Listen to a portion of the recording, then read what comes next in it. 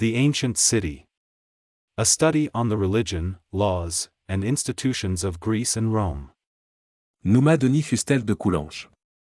Book 3rd, The City. Chapter 8, The Rituals and the Annals. The character and the virtue of the religion of the ancients was not to elevate human intelligence to the conception of the absolute, to open to the eager mind a brilliant road, at the end of which it could gain a glimpse of God. This religion was a badly connected assemblage of small creeds, of minute practices, of petty observances. It was not necessary to seek the meaning of them, there was no need of reflecting, or of giving a reason for them. The word religion did not signify what it signifies for us. By this word we understand a body of dogmas, a doctrine concerning God, a symbol of faith concerning what is in and around us. This same word, among the ancients, signified rites, ceremonies, acts of exterior worship. The doctrine was of small account, the practices were the important part, these were obligatory, and bound man. Ligare, religio. Religion was a material bond, a chain which held man a slave. Man had originated it, and he was governed by it. He stood in fear of it, and dared not reason upon it, or discuss it, or examine it. Gods, heroes, dead men, claimed a material worship from him, and he paid them the debt, to keep them friendly, and, still more, not to make enemies of them. Man counted little upon their friendship. They were envious, irritable gods, without attachment or friendship for man, and willingly at war with him. Neither did the gods love man, nor did man love his gods. He believed in their existence, but would have wished that they did not exist. He feared even his domestic and national gods, and was continually in fear of being betrayed by them. His great inquietude was lest he might incur their displeasure. He was occupied all his life in appeasing them. Paces deorum quaerere. Seek peace with the gods, says the poet. But how satisfy them? Above all, how could one be sure that he had satisfied them, and that they were on his side? Men believed that the employment of certain formulas answered this purpose. A certain prayer, composed of certain words, had been followed by the success that was asked for. This was, without doubt, because it had been heard by the god, and had exercised an influence upon him, that it had been potent, more potent than the god, since he had not been able to resist it. They therefore preserved the mysterious and sacred words of this prayer. After the Father, the Son repeated it. As soon as writing was in use it was committed to writing. Every family, every religious family at least, had a book in which were written the prayers of which the ancestors had made use, and with which the gods had complied. It was an arm which man employed against the inconstancy of the gods. But not a word or syllable must be changed, and least of all the rhythm in which it had been chanted. For then the prayer would have lost its force, and the gods would have remained free. But the formula was not enough, there were exterior acts whose details were minute and unchangeable. The slightest gesture of the one who performed the sacrifice, and the smallest parts of his costume, were governed by strict rules.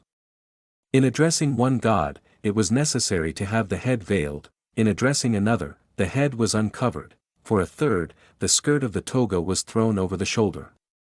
In certain acts the feet had to be naked.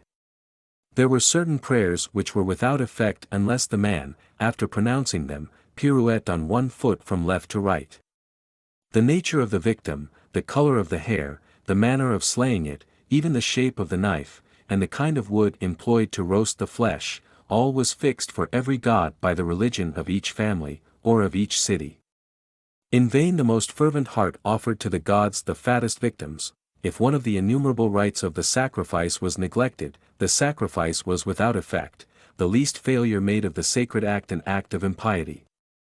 The slightest alteration disturbed and confused the religion of a country, and changed the protecting gods into so many cruel enemies. It was for this reason that Athens was so severe against the priest who made some change in the ancient rites. It was for the same reason that the Roman Senate degraded its consuls and its dictators who had committed any error in a sacrifice. All these formulas and practices had been handed down by ancestors who had proved their efficacy. There was no occasion for innovation. It was a duty to rest upon what the ancestors had done, and the highest piety consisted in imitating them. It mattered little that a belief changed, it might be freely modified from age to age, and take 1,000 diverse forms, in accordance with the reflection of sages, or with the popular imagination. But it was of the greatest importance that the formulas should not fall into oblivion, and that the rites should not be modified. Every city, therefore, had a book in which these were preserved. The use of sacred books was universal among the Greeks, the Romans, and the Etruscans. Sometimes the ritual was written on tablets of wood, sometimes on cloth. Athens engraved its rites upon tablets of copper, that they might be imperishable. Rome had its books of the pontiffs, its books of the augurs, its book of ceremonies, and its collection of Indigitamenta. Lists of deities. There was not a city which had not also its collection of ancient hymns in honor of its gods. In vain did language change with manners and beliefs, the words and the rhythm remained unchangeable, and on the festivals men continued to sing these hymns after they no longer understood them. These books and songs, written by the priests, were preserved by them with the greatest care. They were never revealed to strangers. To reveal a rite, or a formula, would have been to betray the religion of the city, and to deliver its gods to the enemy. For greater precaution they were concealed from the citizens themselves, and the priests alone were allowed to know them. In the minds of the people, all that was ancient was venerable and sacred. When a Roman wished to say that anything was dear to him, he said, "That is ancient for me." The Greeks had the same expression. The cities clung strongly to their past, because they found in the past all the motives as well as all the rules of their religion. They had need to look back, for it was upon recollections and traditions that their entire worship rested. Thus history had for the ancients a greater importance than it has for us. It existed a long time before Herodotus and Thucydides, written or unwritten, as simple oral traditions, or in books. It was contemporary with the birth of cities. There was no city, however small and obscure it might be, that did not pay the greatest attention to preserving an account of what had passed within it. This was not vanity, but religion. A city did not believe it had the right to allow anything to be forgotten, for everything in its history was connected with its worship. History commenced, indeed, with the act of foundation, and recorded the sacred name of the founder. It was continued with the legend of the gods of the city, its protecting heroes. It taught the date, the origin, and the reason of every worship, and explained its obscure rites. The prodigies which the gods of the country had performed, and by which they had manifested their power, their goodness, or their anger, were recorded there. There were described the ceremonies by which the priests had skillfully turned a bad presage, or had appeased the anger of the gods. There were recorded the epidemics which had afflicted the city, on what day a temple had been consecrated, and for what reason a sacrifice had been established. There were recorded all the events which related to religion, the victories that proved the assistance of the gods, and in which these gods had often been seen fighting, the defeats which indicated their anger, and for which it had been necessary to institute an expiatory sacrifice. All this was written for the instruction and the piety of the descendants. All this history was a material proof of the existence of the national gods, for the events which it contained were the visible form under which these gods had revealed themselves from age to age. Even among these facts there were many that gave rise to festivals and annual sacrifices. The history of the city told the citizen what he must believe and what he must adore.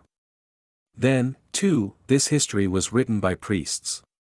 Rome had its annals of the pontiffs, the Sabine priests, the Samnite priests, and the Etruscan priests had similar ones.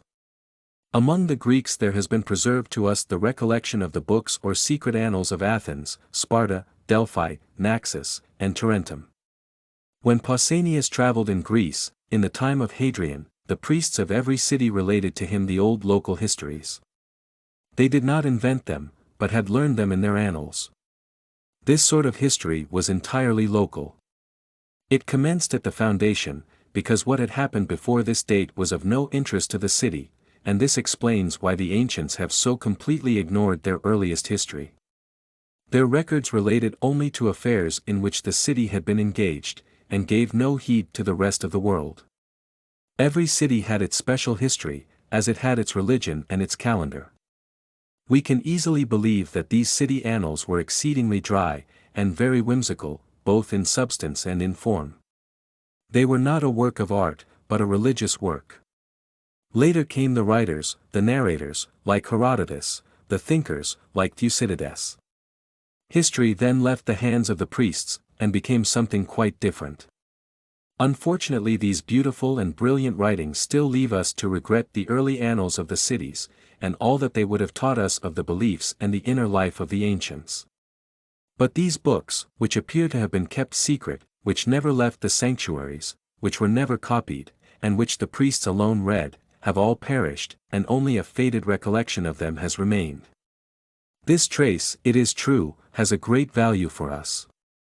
Without it we should perhaps have a right to reject all that Greece and Rome relate to us of their antiquities, all those accounts, that appear to us so improbable, because they differ so much from our habits and our manner of thinking and acting, might pass for the product of men's imaginations. But this trace of the old annals that has remained shows us the pious respect which the ancients had for their history. Every city had archives, in which the facts were religiously preserved as fast as they took place. In these sacred books every page was contemporary with the event which it recorded. It was materially impossible to alter these documents, for the priests had the care of them, and it was greatly to the interest of religion that they should remain unalterable. It was not even easy for the pontiff, as he wrote the lines, skillfully to insert statements contrary to the truth, for he believed that all events came from the gods, that he revealed their will, and that he was giving future generations subjects for pious souvenirs, and even for sacred acts. Every event that took place in the city commenced at once to form a part of the religion of the future. With such beliefs we can easily understand that there would be much involuntary error, a result of credulity, of a love for the marvelous, and of faith in the national gods, but voluntary falsehood is not to be thought of, for that would have been impious, it would have violated the sanctity of the annals, and corrupted the religion. We can believe, therefore, that in these books, if all was not true, there was nothing at least that the priests did not believe. Now, for the historian who seeks to pierce the obscurity of those early times, it is a great source of confidence to know that, if he has to deal with errors, he has not to deal with imposture. These errors even, having still the advantage of being contemporary with those ancient ages that he is studying, may reveal to him, if not the details of events, at least the sincere convictions of men. These annals, it is true, were kept secret, neither Herodotus nor Livy read them. But several passages of ancient authors prove that some parts became public, and that fragments of them came to the knowledge of historians. There were, moreover, besides the annals, these written and authentic documents, oral traditions, which were perpetuated among the people of a city, not vague and indifferent traditions, like ours, but traditions dear to the cities, such as did not vary to please the imagination, such as men were not at liberty to modify, for they formed a part of the worship, and were composed of narrations and songs that were repeated from year to year in the religious festivals. These sacred and unchangeable hymns fixed the memory of events, and perpetually revived the traditions. Doubtless we should be wrong in believing that these traditions had the exactitude of the annals. The desire to praise the gods might be stronger than the love of truth. Still they must have been at least a reflection of the annals, and must generally have been in accord with them. For the priests who drew up and who read the annals were the same who presided at the festivals where these old lays were sung. There came a time, too, when these annals were divulged. Rome finally published hers, those of other Italian cities were known, the priests of Greek cities no longer made any scruple of relating what theirs contained. Men studied and compiled from these authentic monuments. There was formed a school of learned men from Varro and Varius Flaccus to Aulus Gellius and Macrobius. Light was thrown upon all ancient history. Some errors were corrected which had found their way into the traditions, and which the historians of the preceding period had repeated. Men learned, for example, that Porsenna had taken Rome, and that gold had been paid to the Gauls. The age of historical criticism had begun. But it is worthy of remark that this criticism, which went back to the sources, and studied the Annals, found nothing there that authorized it to reject the historic whole which writers like Herodotus and Livy had constructed.